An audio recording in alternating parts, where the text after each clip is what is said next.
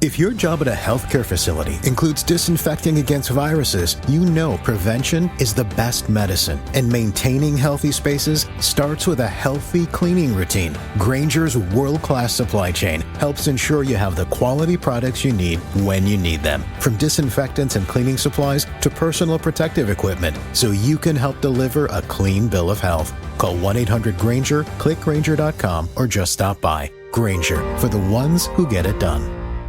Hey guys, welcome back to another Weird Wednesday. I'm Ashers, and this is Pat O. Pat. Oh, wait, no, that's not how I'm doing this. That's not how we're doing it this week. No. I'm not asking how your weekend is yet. So it's gonna be a weird one. I know you guys are used to me asking about how Pat O's weekend was, but we'll get there. We're just gonna dive right into the news. How does that sound? Let's do that. All right. So first and foremost, I want to address this mermaid video that I have seen about probably 30 times now. Really? Yeah, people keep sending it to me. Usually I wouldn't share stuff like this to the news. And maybe I should. I don't know. Maybe you guys like that. Something you can watch. But yeah, allegedly there was a mermaid filmed in Africa. It's just, the link's down below. You guys could go check it out. But if you're, for some reason, you don't want to look at it, it's just like this weird mermaid looking thing that these people are like standing around and poking with sticks, and it kind of moves a little bit. But I'm going to say that this is most likely fake. I would say I don't think your description gave it justice. It's very definitely a half human. The top part is a live being. Okay. It's not CGI. It is physically present. It's moving its arms around. It's leaving trails in the sand. Okay. I'm going to describe it. I'm going to paint a little bit more vivid of a picture here for our audience and not make them think that we're wasting their time talking about nonsense. I didn't know about this video until Asher sent it to me. And I think we should share these on the Twitter page more.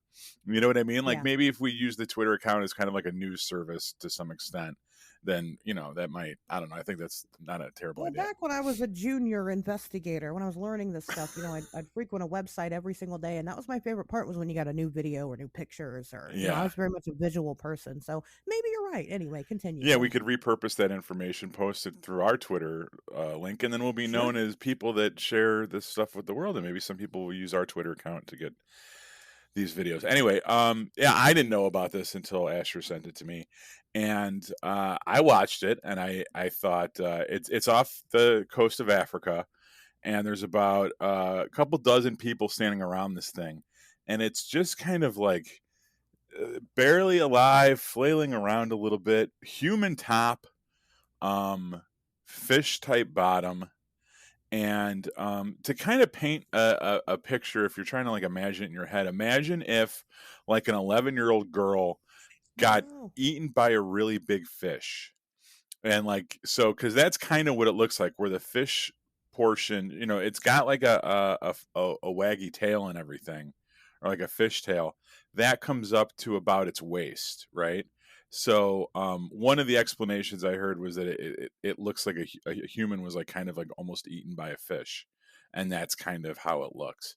I don't know if it's real or not. If it's a fake, it's a pretty fucking good fake, right? It really gave me a lot to think about, because what would we, especially given like the topic of this week's show and what we're going to get into later, if people really did come across this, how long would it kind of just circulate before it got verified? Or, especially if they threw this thing back out to sea and there's no remaining physical evidence, because I don't know what happened to this thing. But like, if all that exists is this video, if this thing was real, there's just as much likelihood, I feel, that it could eventually be lost to like, the 14 news cycle than if it wasn't. Like if they don't, outside of like some kind of like zoo or like, highly credentialed scientists coming down and finding this thing and dragging it to a laboratory and then coming off with a press conference saying that this is 100% real and we have found evidence of a Mer civilization coexisting with us on this planet. Outside of that happening, what are we going to believe? What kind of video would you believe in? Because a lot of the comments that I saw on the YouTube channel, on the YouTube version of this video, with people kind of just trying to discredit it, their explanations were like so ridiculously arbitrary. They were like, well, people wouldn't really stand around like that if they saw a mer person. They'd be acting differently. How the fuck do you know? You know what I mean? Or like, well, you hear those sounds that it's making? Those aren't really realistic mer person sounds. Those are fake sounds. Like, okay, that's definitely one opinion, but we don't know. Like how would you know that? We don't know how people would react in that situation. We don't know what a mer person would really look like or how it would behave if washed upon land. You know what I mean? Um, if this really is our first, like a early documented brush with the unknown, how can you expect anything? How can you expect it to look or act or anything like that? Right? We're breaking new ground with this video. So I don't know. I'm gonna say that I'm 50-50 on this one. Well, I think I appreciate the fact that you are entertaining the idea of it. You know, I agree with your points of what you're saying. That's my argument for the Patterson Gimlin film all the time, is that it looks strange because it is strange. We're Right. not used to seeing that, and so it doesn't matter how clear footage of something we'll have. If it looks too good to be true, then we're just going to be like, well, it's fake then. You know, with this video in particular, there are a few problems that I have with it. I mean, at one point in time, you can, when it's breathing, there's like a shot of it. There's like all these different angles of it. You can see where like the stomach is separating from like the waistband of the tail, and it's like, and the tail has a waistband, and that makes it obvious. And then you can see things like, well, I mean, just like the way that the fins move, just the way it's moving anyway. Like, why is it doing that? What's it doing? Well, what should that, like you said, what should it do? I don't fucking know. And then I mean, it's also obviously has lungs. Like, that is a dead giveaway for me. It doesn't have gills anywhere. We see it's very clear footage. We could see it, and when it's breathing, its chest is moving. I mean, there's no gills. So how is it living underwater away from us if it has to breathe air? I just I mean, I'm not buying it. I just don't subscribe to mermaids. That's another thing. I'm also biased because I don't subscribe to them. Yeah, I mean, I can't argue the biology because I don't know. I don't know Yeah. if how one should look if it came upon land. Like, I remember when you and I were talking a long time ago. We were talking about cryptids, and we brought up Siren Head, and I had convinced my kid many years ago. He's old enough now to know better. That me and his godfather, when we were Boy Scouts, came across it in the woods and fought it. Yeah. And you were like talking about how ridiculous Siren Head is a cryptid because biologically nothing would ever be created with the siren for a head. Yeah. You're like, Right. come on, like why would something exist in nature that has a siren for a head? And I was like, that's you're right, but like, wow, way to suck the fucking air out of the room, Asher. Just like, can't we just pretend like there's a siren head? And I think that like with the mermaid, I guess like that's something that maybe we should have looked at when we did the show is like, okay, following biology as we know it, what would a mer person have to look like? What would their breathing have to look like? What would their eyes have to look like? You know what I mean? To operate at such depths and stuff. Like, what would I feel like we did start talking about that, or maybe we didn't. I thought I had brought up the skin point, and maybe I might not have. Maybe we just didn't get into that. Like, one thing that I know for sure is like a mermaid can't have. You ever seen a dead body when it's been sitting in the water for a long time? Yeah, The skin slops off. Human skin is not made to be just living in water. They would have to have different skin, or it right. would just slough right off. So I mean, that's another thing too. I mean, with this particular video, um, I was willing to entertain the idea that there could potentially, maybe it's something that I don't give enough credit to, because mermaid lore has a lot of the same indicators that other things that I do believe exist have. So maybe I am wrong for saying that this one thing exists, but like this doesn't. Um, but I feel like I would just need some pretty good evidence to say otherwise. But as far as this particular video goes, um, I just don't think it is one. It's a good fake. It's a good It fake. is, and they got it. They got some extras. I mean, they got some. Yeah. They put a cast together. Yeah, for sure. I mean, and it always seems weird why somebody would put this much effort into faking something. I agree with that, but what do you guys think? Again, the video's down below, and we're gonna post it on Twitter. Why not? Sure. Go follow us on Twitter at Wednesdays Talk.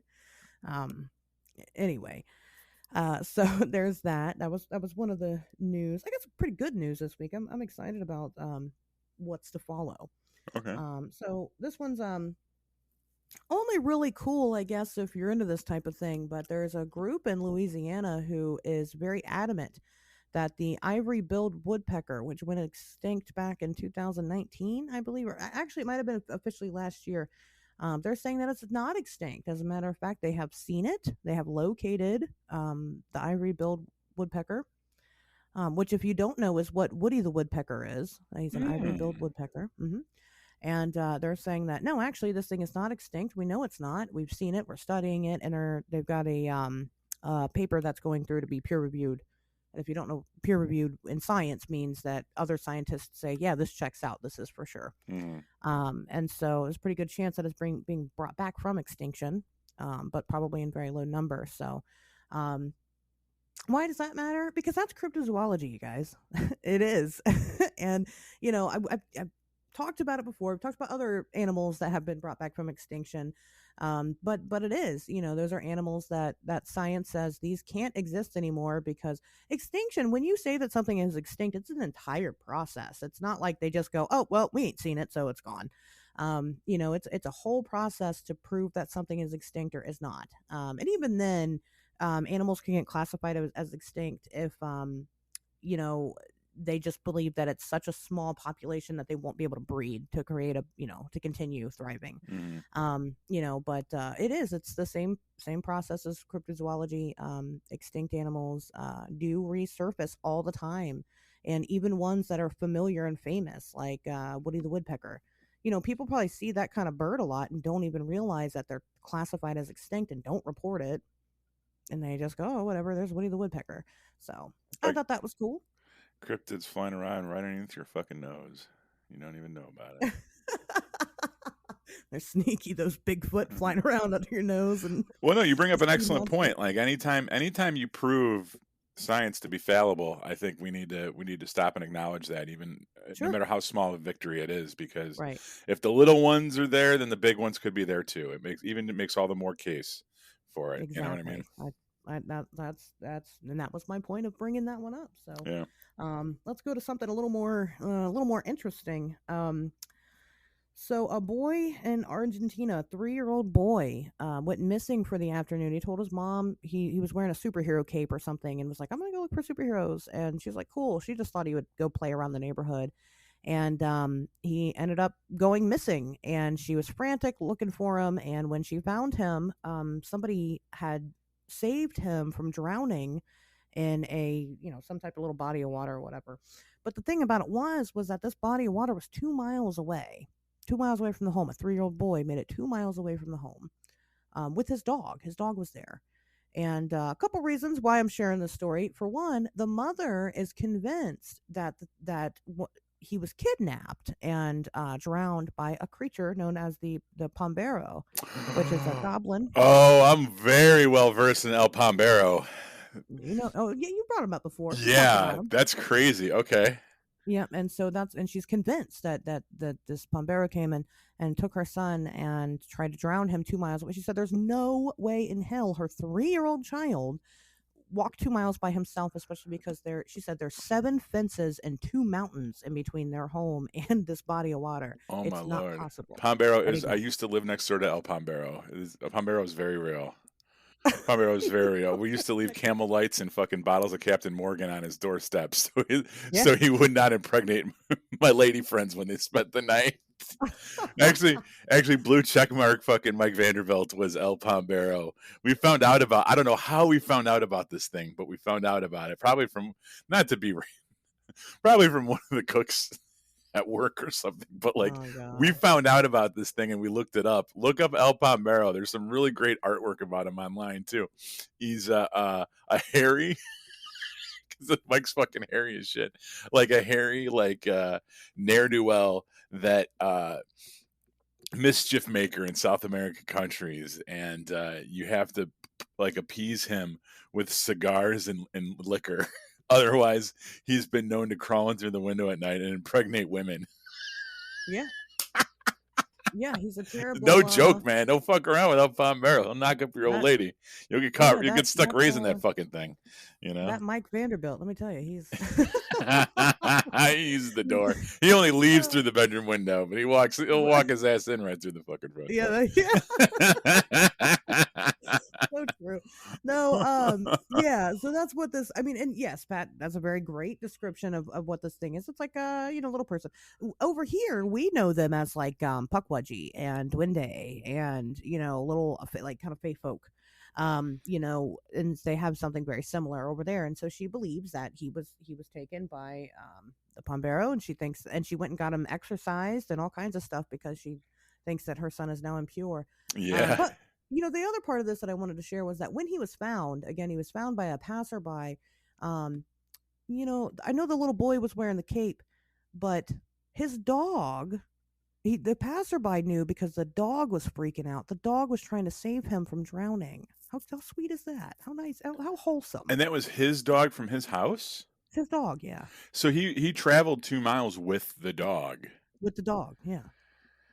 Now that just sounds like the mom's fucking trying to act like there was a supernatural reason her kid she was neglectful of her child. Like they're 3 years old. Holy fuck. Like 3-year-old kids are not like go run around the neighborhood. 3-year-old kids are still fucking stupid. Like, yeah, that was bad. That was bad on her part. And then she tries to come up with a supernatural explanation for it. I don't think so.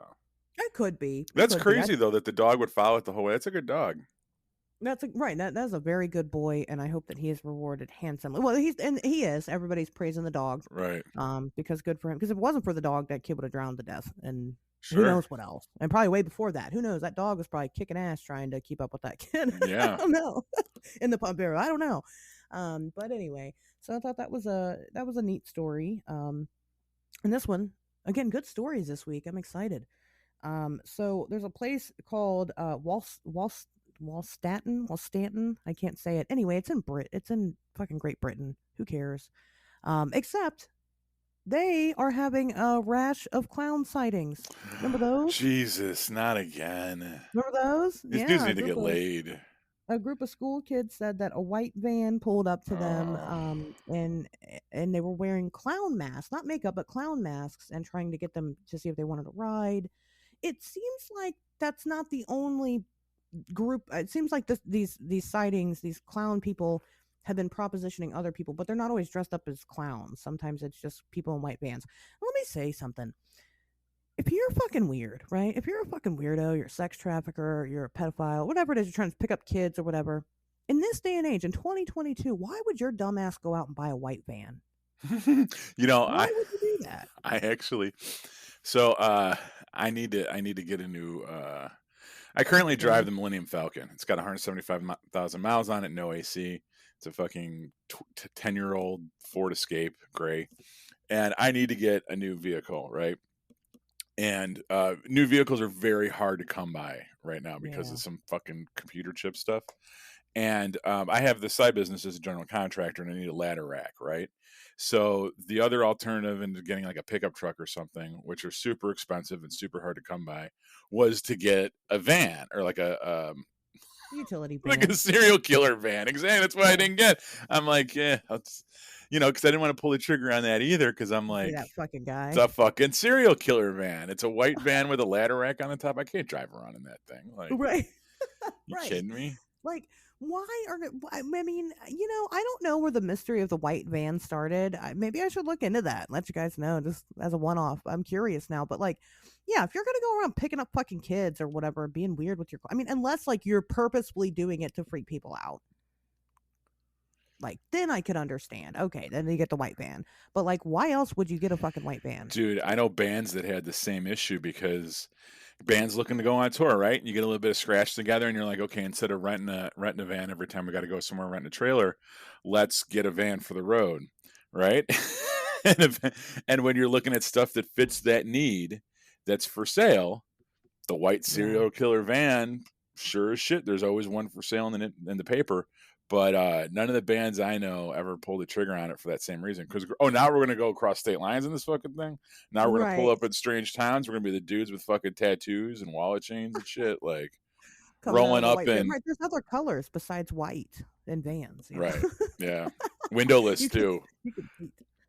Right. You could Yeah. get different color. There's all kinds. There's a whole world of vans out there. Why would you choose the white vans? I don't know. We'll see what happens with the clown sightings.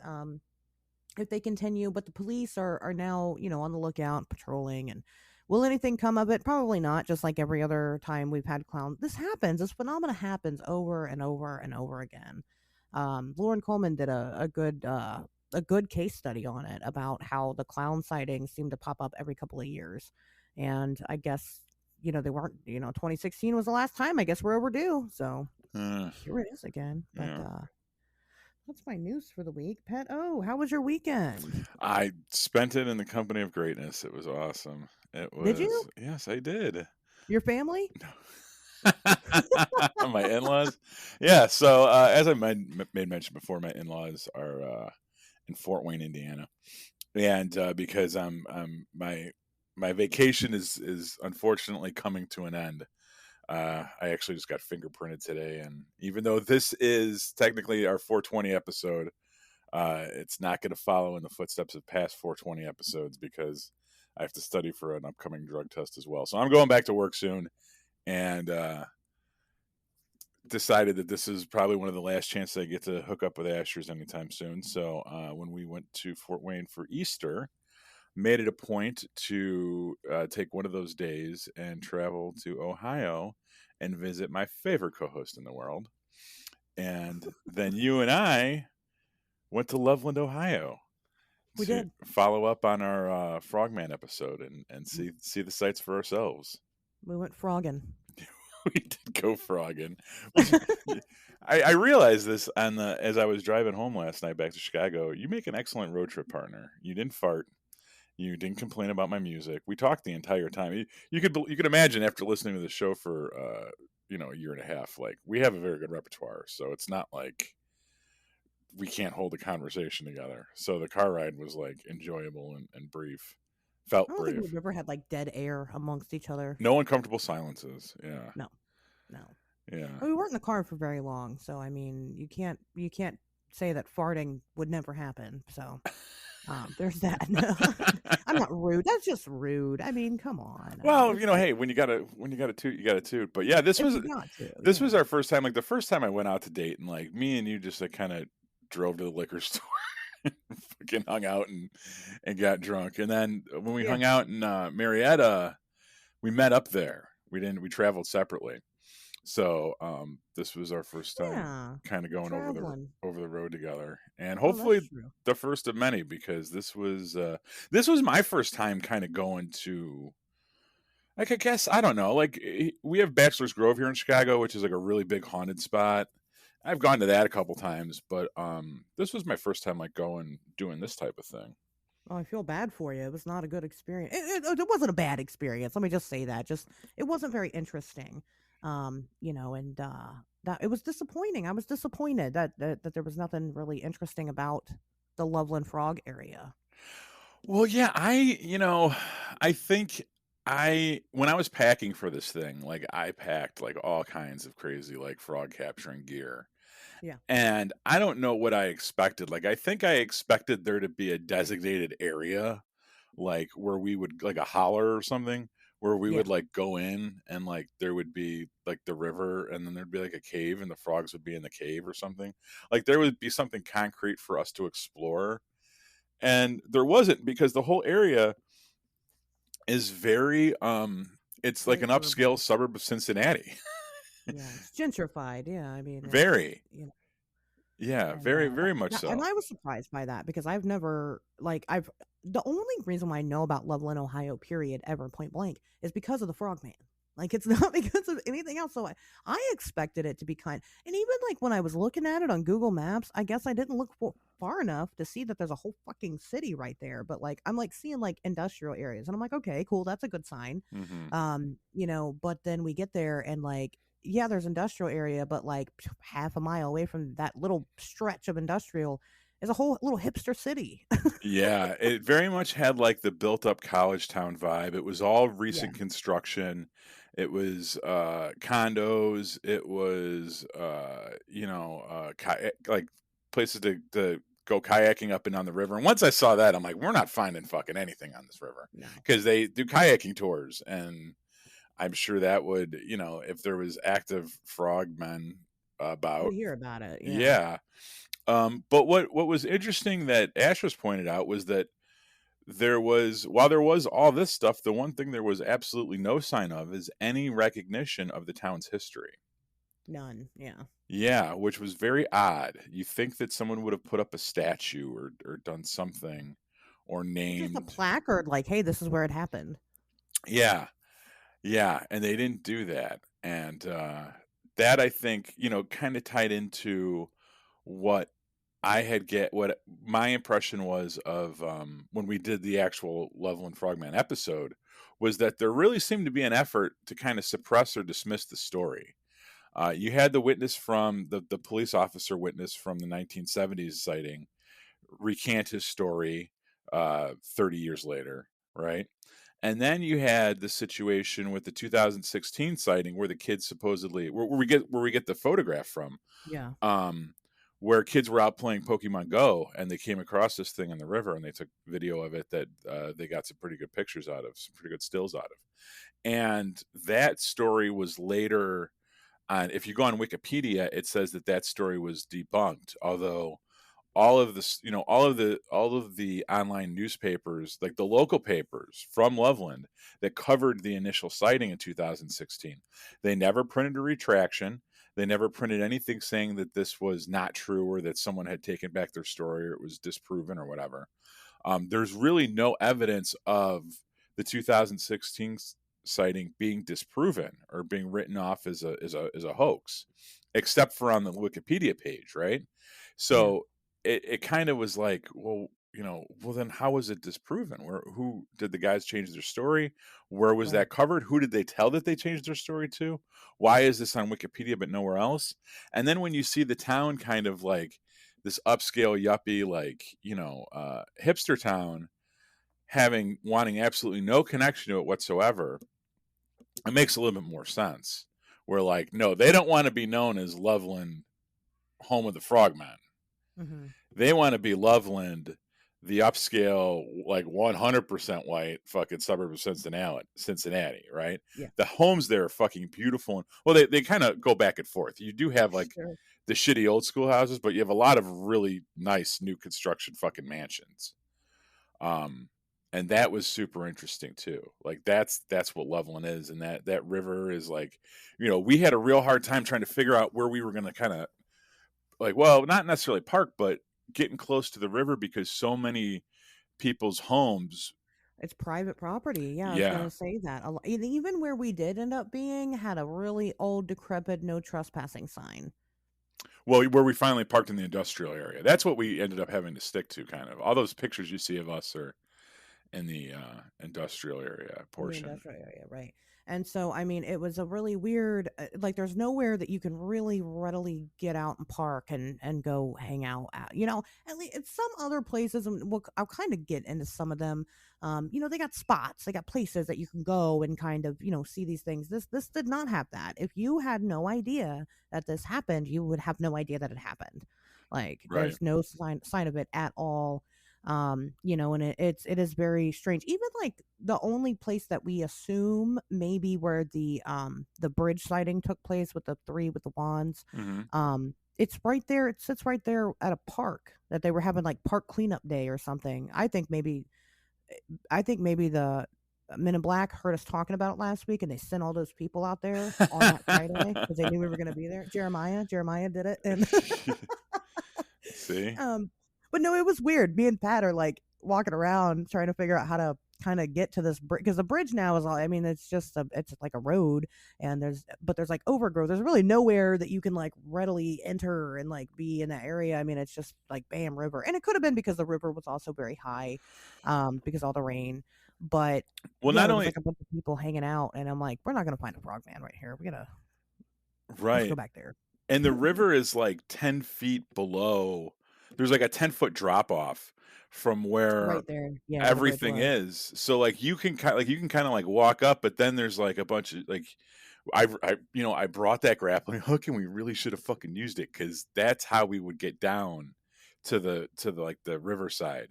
Is we would have to do it because there was no stairs or anything. It was just like, almost like a 10-foot dirt drop off, but it's a little gradual to where you think, hey, maybe I can scuttle down there. If you were a teenager, you could kind of, you know what I mean? Like bound your way down. Like I did Yeah. see some graffiti on the other side, on the underside of the bridge. So you know that like kids went down there and got high and shit. And like, that's where they would hang out.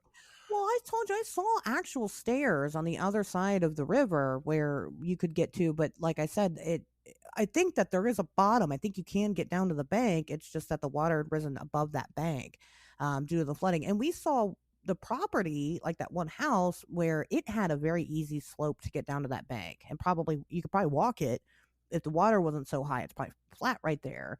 So I mean, there are spots, and we didn't really pry because we're not gonna go waltzing through people's backyards in Trump country, Ohio. But you know, it's there. But other things, were very strange. I mean, it's silly and probably small, but I'm still so tripped out. There's sand around the river. Yeah, I know you thought that was fucking something. I still think it's so fucking weird, and I'll tell you why. Here's the thing: rivers have sand, right? Wherever you have running water and rocks, you have sand. Period. That's normal. Um, but again, I'm here in Ohio. I know what the weather's been like. I know that river was overflown. I know it was. And so I know that there's so much that we did not see in the ground there. And that's where all the sand is at normally. It's not fucking way away from the goddamn water. It was just weird. They just had these patches of sand just at these places. And I thought that was really strange. Is that because they're trying to track something? I don't know. I wonder if it was something to avoid like erosion or to instead of mud or something. I don't know. I don't know But if we that. have tornadoes and windy weather all the time. Like, that doesn't make sense. Sand is not a good thing to put down for stuff like that. Yeah. Dirt is, sand is not. Yeah. So I don't know. I was trying to read about it and trying to see why they would put sand up above. It's not at the riverbanks. It's like up above the It's riverbanks. on It the was so ledge. strange. Yeah. Right. It was so strange. It just didn't really make any sense to me. Why that was there. And I mean, I would be willing to bet if you walked along that whole fucking river, you'd continue to see it. Yeah. We didn't do that, but if we had, you probably Fuck would no. still continue to see these patches of sand. So What do I you thought think we're that was losers? weird. We had shit to do. We were like, Yeah, we had a fuck. castle to go visit, and the Right. castle was way cool. We went to the Loveland Castle, and it was really neat. Yeah, it was. There's supposedly ghosts there. I took a picture outside. Pat, I haven't even showed you this. Maybe I should. No, you did. Oh, did I? The ghost? Yeah. I caught a ghost. It's probably lens flare, but it could be a ghost. Sure. There were no I don't- ghosts in the porta potty. I can verify that. Are you sure? I mean, if they did, they kept their mouths shut. They just enjoyed the show. It was Terrible cool. ghost. The one thing that I learned, which actually put a whole different spin on that whole castle, was that the reason that castle was built was because that guy was trying to resurrect King Arthur's Knights of the Round Table, and he thought that American society needed chivalry, and he was going to start the American branch of the Knights of the Round Table, and that castle was to serve as its headquarters, and Yeah. that is why he built that castle. And that is such a fucking nutball, but kind of, okay, that's neat, but it's also really crazy. Reason to undertake something that massive that's what he thought he was doing. He was trying to bring back the Knights of the Grail, I think was what he called it, which is like a whole other can of worms to get into. But yeah, that's Well, where it's at. I mean, when you read about the guy, I mean, he was a medievalist, like historian or whatever. He had traveled around during World War I, Hmm. and gotten inspiration from other places to do it or whatever, and so he decided to come back to Ohio and was like, I'm gonna fucking do this. But it's old. I mean, it is from the 1920s. It's old as hell. And then totally left it in the hands of his hilljack fucking relatives Oh to God. to run. Yeah. Whoever those people were, yeah, fucking weird. I don't know. But What do you want? it was neat. It's a cool place to check out. It was something to do. People, It was, yeah. it was cool. I liked it. But anyway, yeah, Loveland. I mean, they have a castle, but then they don't talk about the fucking frog at the castle or anywhere. They don't talk about the frog anywhere. Yes. So very very disappointing that they didn't. Now, Pat, you then took a trip somewhere else. Right. So, and this is where I kind of got the inspiration for this week's episode, is because, so that was Friday, Saturday. And when I was explaining it to my in-laws and everything, they were kind of like busting my balls a little bit, but not too bad because they don't want to get into a shit talking contest with me. But my son had pulled up a cryptid video and saw that Indiana, which is where we were at, their state cryptid is this giant turtle. And I'm like, oh yeah, there's a pond with a giant turtle around here. So I didn't really know the story. And I pulled it up and it was the Beast of Busco. And my wife goes, oh, Churubusco? And I was like, yeah. And she goes, that's 10 minutes away from here. I was like, get the fuck out of here. And she goes, yeah, it's just north of here. So on Saturday, we got up and we drove up to Churubusco. And what was so interesting about that, and I have pictures that I haven't posted. I didn't really know what to do with them, but I guess I'll send them to you. And if you want to use them in conjunction with the show or whatever, we can. Sure. But Churubusco leans fucking hard into this story, right? That when you see the sign "Welcome to Churubusco," there's a fucking turtle on it, right? They have Turtle Days every June, where it's a 4-day festival celebrating turtles and the Beast of Churubusco. And there's a statue that we took a picture next to. And I have a picture of a medical park where there's a dentist's office and there's a turtle on the sign. Like, oh my God, these people could not be more into their cryptid that's in their town. Like it's not necessarily like what the economy is based around, right? It's not like this town is, Sure. barely hanging on by a thread. And this is no, Yeah. but this is something that like they're very, very into.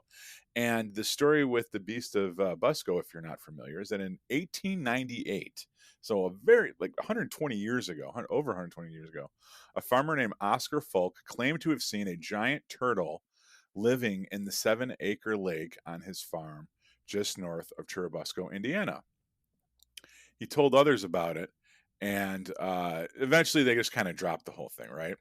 Well, 50 years later, in 1948, two citizens were fishing on the lake, and they reported seeing the huge turtle. Now, one of those two was a clergyman, and so when he came forth with the story, it had a lot of weight in town. People believed it, right? And it turned into a huge media circus. The story about it went out on the wire services, and people from everywhere came to look at this thing. The Coast Guard came out. People from the Cincinnati Zoo, Time Magazine, I think, came out, or Life Magazine, I think, came out. Like, it was like a huge deal, and people saw it, right? It was, I mean, they tried to lure it out with food, and that didn't really work. They tried to put a female turtle in there to lure it Yeah. out, which, like, how fucked up is that? Imagine if you were that female turtle, like, Jesus Christ, you're leading me into, like, get banged by this giant fucking alligator turtle. And that didn't work. They dragged the lake with a net, and that caught it, but then it broke free, and everyone saw it catch it, and then it broke free. And then they tried to drain the lake, but the pump fucked up. That whole thing didn't really work. They never ended up catching it. They think that it's still there. They think it might have died in the lake draining process. Some people, and this is something that I forgot to mention about when we were in Loveland. So the more I travel around the United States for this shit, the more I love the Midwest. I love driving around. It goes back to like when I was in a band and going on tour and stuff. Like, I wasn't raised to like in the backseat of a car or anything, but it's something in my 20s and older I've really grown to appreciate. And I love seeing the way that nature kind of changes around you when you go to different parts of the country. Sure. When you go down south, and especially when we were in Loveland, but when you go to Kentucky, you see a lot more. You start to see the mountains come in, Yeah. and you start to see the hills. Loveland was very, very hilly. Okay. Yeah. And one thing that I remember saying to Asher's when we were driving in on that road was where there's, we started to see the hills come in, and it's like, oh, well, where there's hills, there's caves. Right. Yeah.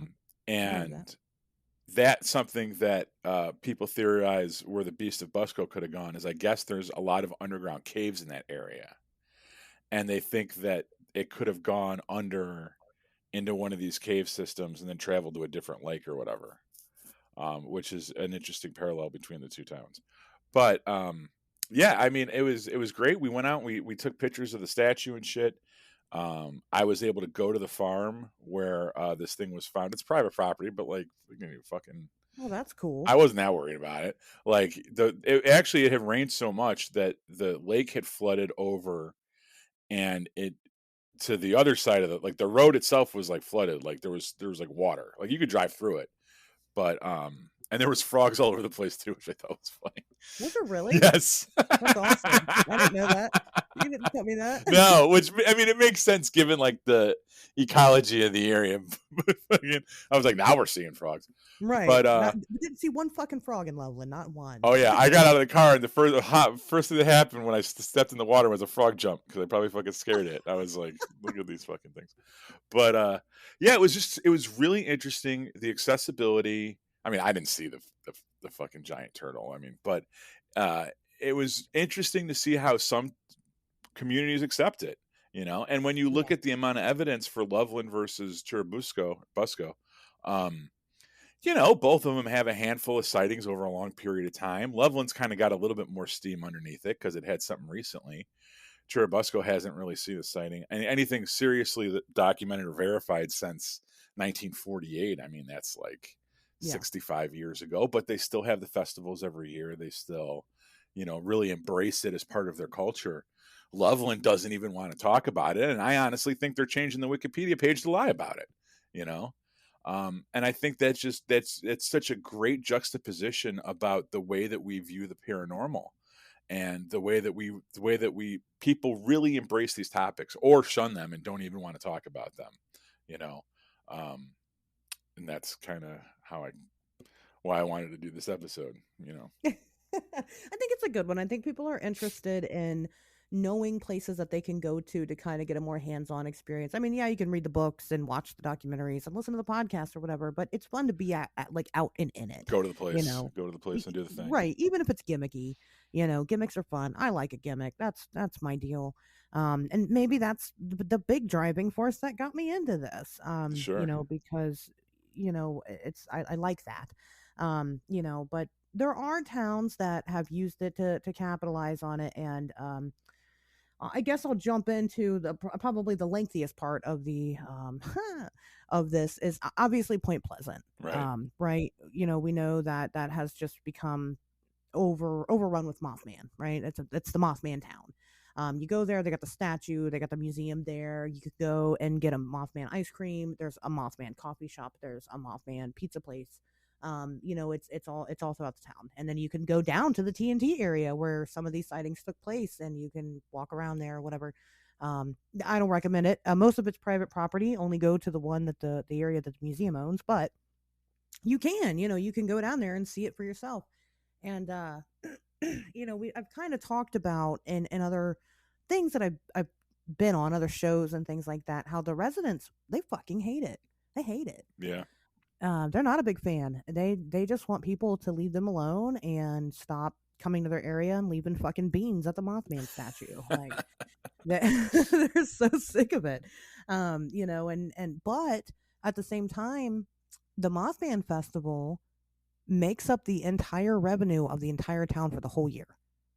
It is that important. So that's why I don't, and I know we've kind of talked about this before, and you say that it's because of the Silver Bridge collapse, but like you would think that like, hey, fucking smile when when tourists come to town. You know what I mean? Like, if you're gonna be an angry townie, then you're gonna lose your fucking economy.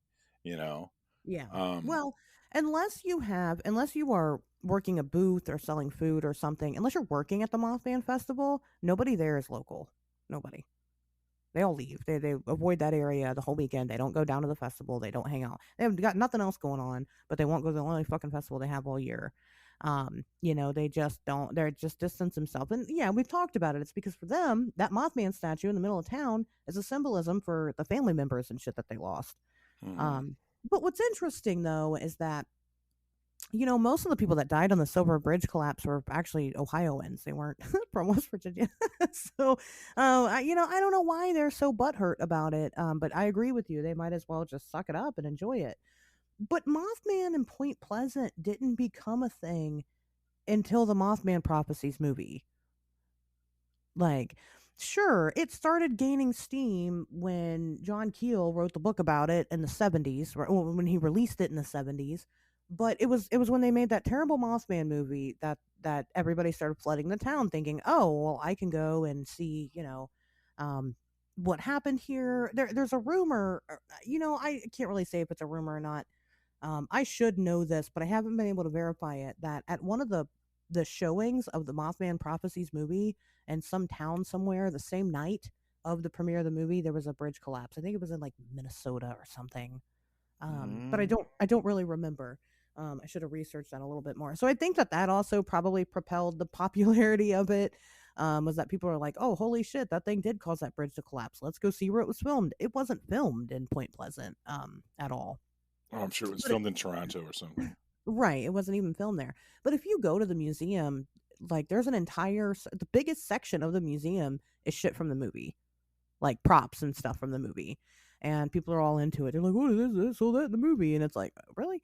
But overall, I mean, for the most part, they've embraced it. I mean, that's one of the theories, is that maybe the town just capitalized off of Mothman, and that's why they keep it around, is because it was just people seeing a sandhill crane. But they've learned to use it because they were a dying city and didn't have anything else. But I'll tell you that the Mothman stuff is what, because it's so popular. Mothman Festival is the biggest cryptid event that there is, just hands down, bigger than fucking CryptidCon. Is the biggest event of the entire country, and people have seen how well it's done.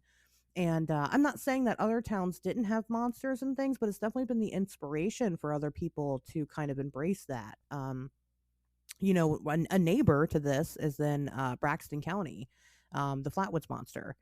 They started doing a Braxy Bazaar, a festival every year. They also have a little museum there, which is interesting that you can make an entire museum out of one sighting. It's pretty neat. It's not big, I'll tell you that.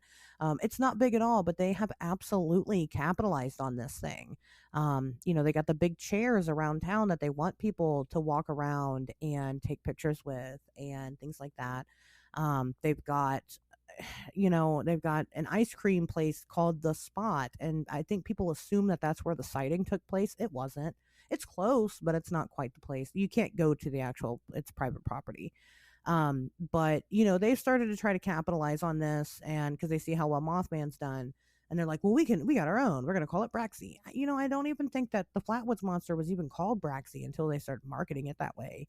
And but now they've got the Bigfoot Museum right there on the same street, actually. And so now they're doing a Bigfoot festival there every year also, which I think is a really good idea for West Virginia, because let me tell you, I've been to the Braxy Bazaar, and it's a very small festival. I probably won't go back unless maybe I'm invited to speak or something. I probably won't. It's too far. I probably wouldn't vend a table there because it wouldn't be worth it. I don't know. I don't know. I think I'd go back. I'll go back to Braxton County. I like it there. It's a shithole, but it's just, it's all right. But other than that, I mean, I wouldn't spend a whole weekend there doing that. Yeah. But yeah, I mean, like I said, they haven't had as much success, as Mothman has. I think it's because it's in the middle of nowhere, and it really fucking is. I mean, really fucking is. There's nothing else to do.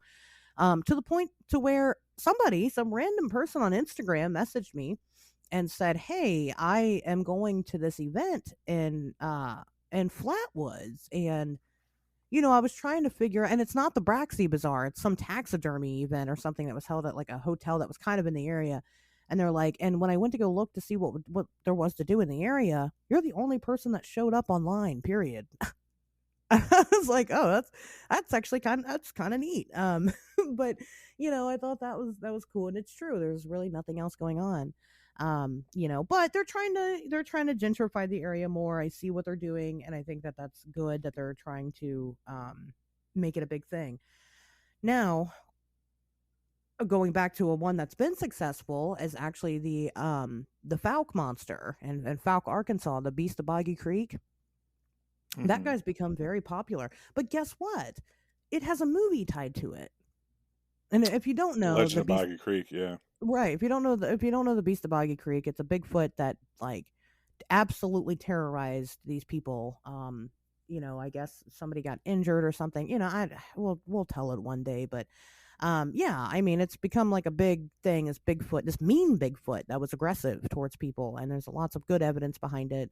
But yeah, they have the Monster Mart down there in Falk, Arkansas, and then they also do a festival every year, and it's very popular. Lyle Blackburn's done a book about it, and that's seems to be one of his big areas of interest. If you're curious, but it's been very successful. It's done well.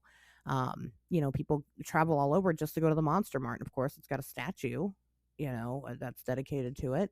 And then we also even have places like Roswell that has a fucking UFO shaped McDonald's in it. Yeah. Yeah, I really want to make it out there. But Yeah, it's same. interesting when you bring up like how the Braxy thing, like you said, a whole thing trying to build around one sighting. It almost makes it. I'm gonna keep bringing this back to Loveland, Sure. because I love that story, and it almost seems like they're really making an effort to pass on that one. They really want to put that story behind them, and I think it's interesting why a community would choose to do that. You know what I mean? Well, When we were down there and we saw all these places being built. Why don't we buy a property there, Pat, and open a Loveland Frog Museum? I bet they wouldn't let us. I bet people have come to them in the past and wanted to do stuff like this because they do it in other places with less Yeah. ammunition. I bet, like I said, I think there's a concerted effort to keep this story suppressed there. They don't want the publicity. Maybe it's because they don't need it. Maybe it's because a lot of these places are, and Roswell is incredibly fucking hard to get to, as we've talked about plenty of times. I've been Yeah. wanting to go to Roswell for so long, and it's something me and my wife talk about all the time, and it's impossible to get there. It's not impossible, but it's like Why? you what do? You fly into like Albuquerque and then you drive for fucking 7 hours in the middle of the Oh, desert. Like it's just a pain in the ass. And then there's nothing really there. Like you would have to go for the 4th of July thing, right? Because that's when the July 2nd is like when the Roswell Festival is or whatever. Because that's when the UFO crashed. sure. And it's like, okay, great. So now you're busting ass to get out in the middle of the desert in July. And there's not really like, I don't know. We've never done it. We've come close to planning it a couple times and never pulled the trigger on it. And it's because it's just it's a pain in the ass to get to. But Loveland isn't necessarily. It's a suburb of Cincinnati, an upscale one at that. Right. So maybe they're like, look, we don't want this frog business. We don't want people afraid to come here because they think that frog people are going to steal their fucking children.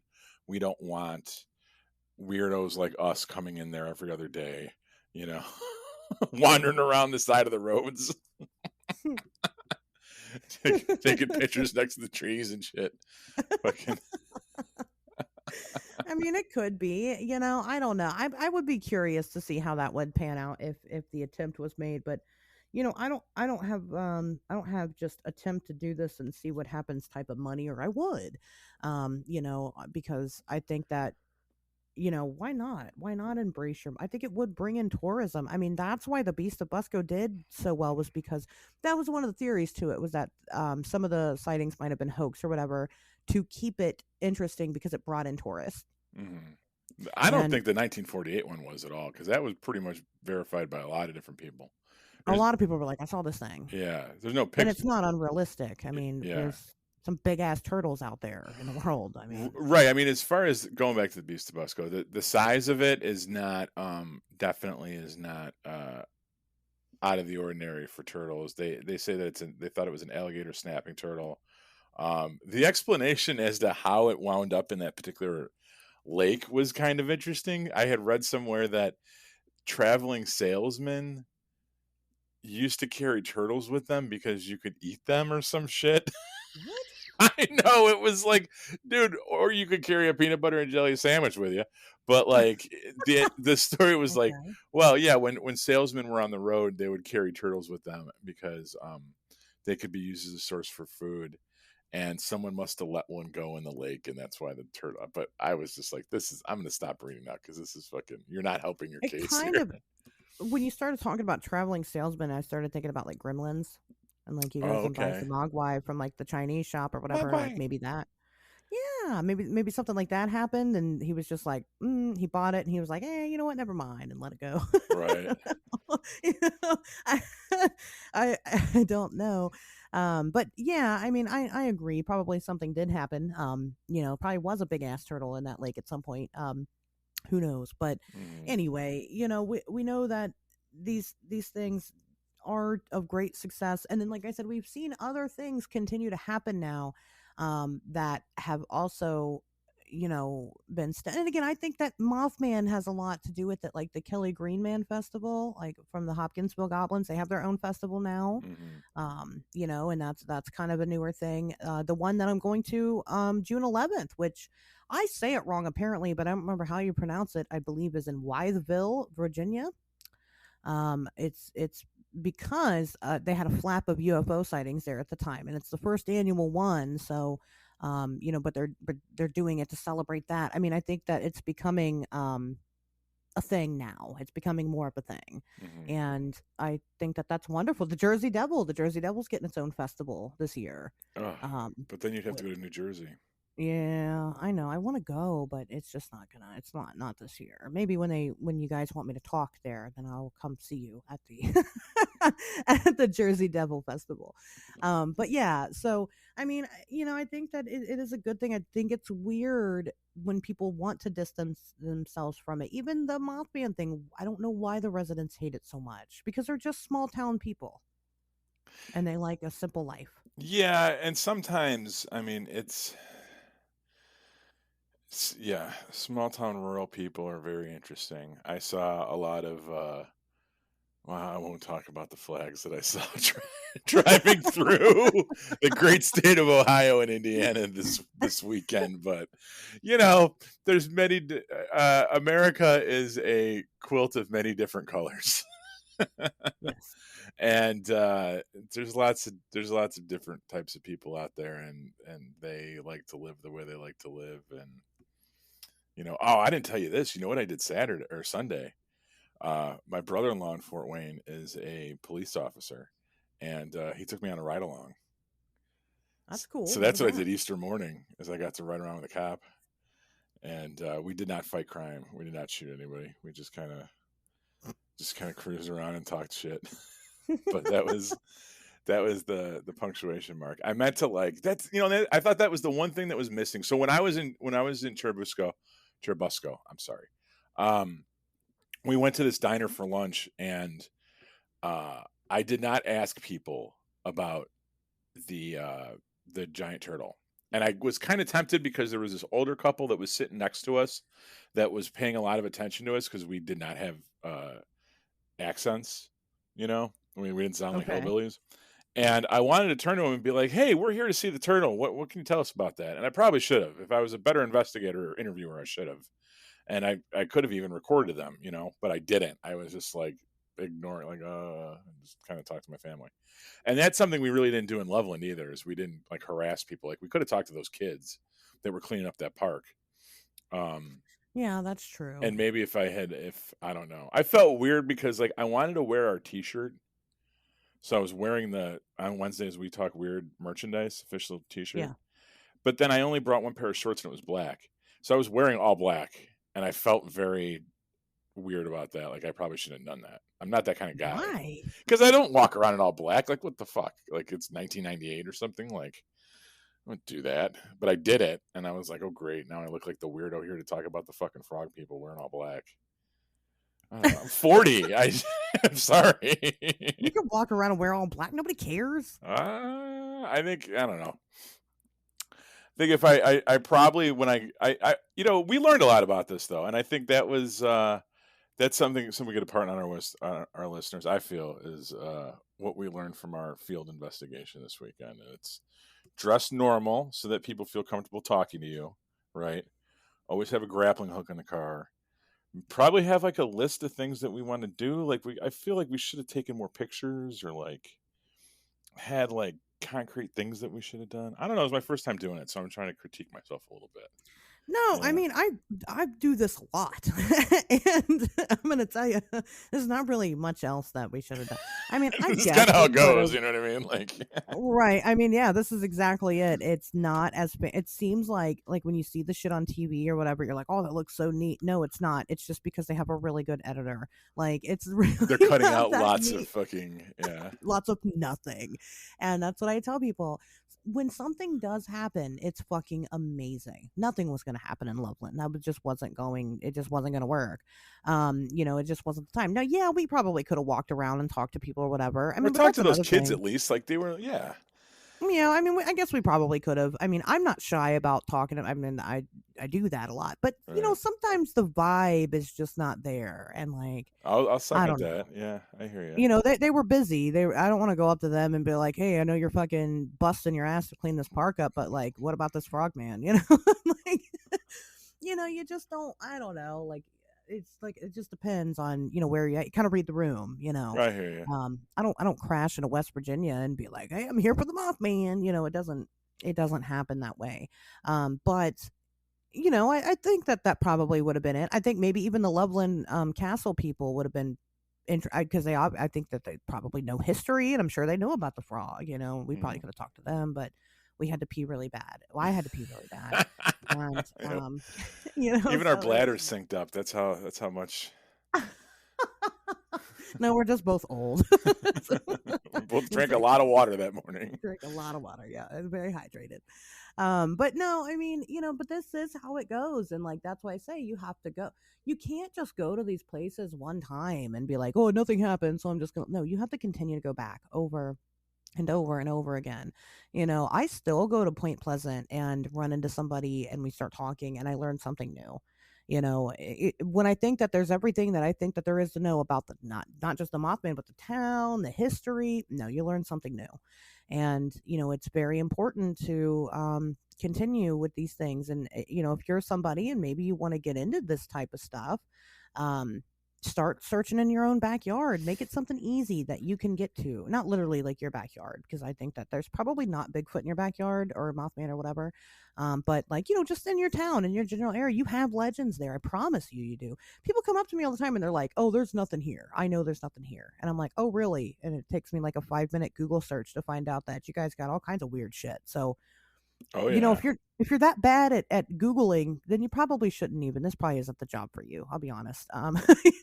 But there's something everywhere, and if you want to get into that type of stuff, you might not have a Mothman town or a Falk, town or whatever, Big Turtle town, but you got something, and you can start. And most of it is just you going to these places and physically being there in the moment while 90% of the time fucking nothing happens, but that 10%, let me tell you, that 10% it's just completely magical. It's crazy. It blows your mind every time. And yeah, I'm gonna get off my soapbox on that. Yeah, no, it made me want to do this more. It made me want to do this a lot more. And I'm as soon as we end this episode, I'm gonna try to figure out when we can do this again. I want to do it again, and you're right. There is a lot of stuff in my backyard. There's a lot of stuff in Wisconsin. It definitely made me want to take advantage more of my relationship with Tobias and them, like, because they do in-person meetups and shit, and like they're not that far away. It's only a couple hours. The Beast of Bray Road, that's like an hour and a half from me. And like I said, Bachelor's Grove Cemetery, and I looked that up because I think that would be that's supposed to be like the most haunted cemetery in America, and it is 5 minutes away. It's literally right down the fucking street. It's halfway between here and my daughter's house. You know what I mean? And I've And you don't gone. hang out there? I've gone there before and nothing really happened. We went there one Halloween, and it's private property. It's a cemetery, but it's not open to the public. And there's no like parking lot. Like you have to kind of park and then like Oh, run across the street and then you get in there and stuff. And I remember we went, and I was very nervous and very scared. And I went. I was probably like in my early 20s, and I went with me and a couple other people. We were going to take some pictures and see what happens. And I'm walking around, and I'm all nervous, and I'm worried about getting arrested. I'm worried about like fucking a portal opening up or some shit. And came across this like dad with his kids. Like there was a bunch of other people there, just like random oh, assholes on a Saturday afternoon. And I realized like, oh, this is what this is. Like you're going to, yes, it's the most haunted cemetery in America on a Saturday afternoon. Yeah, there's like half a dozen other families here walking yeah. around taking pictures of shit, hoping to find orbs or whatever, and it kind of like just ruined the whole thing for me, where I was like, oh, and never went back. But this kind of doing this stuff makes me want to go back. Like, fuck it, maybe it's time I take my kids there, and I'll go there, and I'll bring my kids, and then I'll look over and I'll see a bunch of stoned 22-year-olds, and I'll realize that time is a flat circle, and oh my god, that's me 20 years ago, and here I am now, and it'll fucking blow my mind. you know And you gotta be prepared when you go do these things. You have to be prepared to not give a fuck about what the people around you think. Yeah. That's part of it. Like you have to let go of that. And it's hard, and like I said, sometimes you just get to a place and the vibe just isn't there. And you're like, I'm fucking weird and I feel fucking weird. And not in the good weird way, just in the awkward way. I'm gonna leave now. But for the most part, you just gotta go out and just like I said, just not give a shit. I mean, if people are like looking at you doing shit, you'd be like, what? I'm over here fucking hunting the Mothman or whatever it is you're doing, Mhm. I'm over here looking for ghosts. There's Frogman here, didn't you know? Because more often than not, those people are going to be very curious, not in a bad, weird, judgy way, but like they're interested. Yeah, I think And those kids that saw us sneak off in the woods thought we were probably either going to get high or fuck or both. definitely thought that for sure. which I was Um, fine with. I was like, all right. I kept saying that. I'm like, they probably think, I was thinking that. I was like, maybe they think that like I'm a prostitute and like, I'm trying to hide out. Hey man, it didn't hurt my rep. I'm like, they're gonna see me walk in with this one. They're Or like gonna. there's some entanglement going on, so we got to meet up at the fucking park and sneak off into the woods. I don't I know. mean, I am married, so, but I don't know if we'd have to go to the woods in Ohio for that. Like, Oh my God, Pat. We're supposed to be convincing people that we don't sleep together. well, we were awake.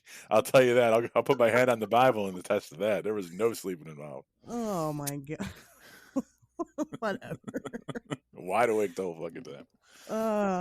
Well, you have to when you're looking for frog people. You gotta be on top of your game. Yeah. No, there was I'd point that out. Lots of places to get high and to have sex without anybody really knowing that you're there. So Yeah. if you're looking to get high and fuck by the river, there's lots of places in Loveland to do that. If it's good enough for a cryptid to avoid, if it's good enough for an entire species to avoid detection, chances are you can get high and bone there too. So it's a win-win situation. Yeah, I mean, pretty much, but it was yeah, they probably that I'm sure they thought that because we're not their age. If we were teenagers, they'd probably be like, oh, they're getting high, but we're not teenagers, so they're probably like, oh, they're trying to fuck. I don't know. I don't know what they thought. Well, at least we were in there for a good 10 minutes. So I mean, at least they thought I can hold a nut. For at least 10 minutes, at least 7. Wow. You know. Oh gosh, I hope they told somebody that day. I hope they like went home and they're like, man, I saw something weird today. Yeah.